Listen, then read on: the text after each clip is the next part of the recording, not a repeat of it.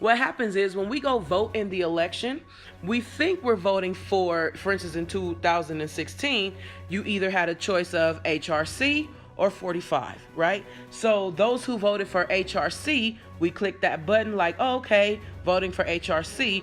But what happened was you weren't voting for HRC.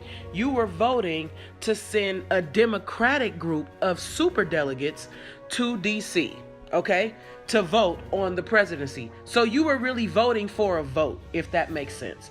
That's why when people say, oh, your vote don't matter, maybe on a national scale, but it counts, if that makes sense, right? Because if more of one party votes than the other, then they're going to send their super delegates to cast their ballots for the president. That makes sense? All right, cool. So what happens is election happens in November. In December, all of the super delegates meet in DC, and they all cast their electors, and that is how the presidency is decided. Isn't that dope?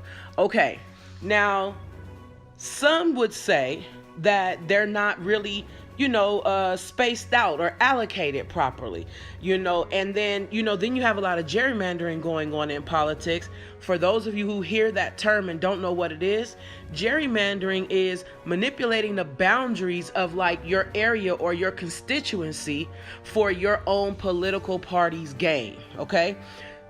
Traditionally, Repubs, they are always being accused of gerrymandering because they understand that if it really goes like, popular vote type of thing, then it really wouldn't be no Republican Party. But the way it's gerrymandered,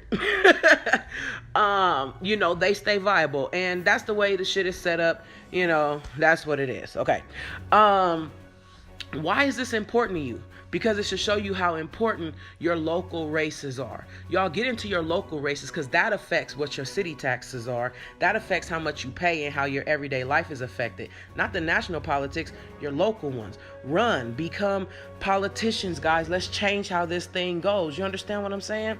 That's all I got for you. This is Miana DK once again, and I'll see you next time.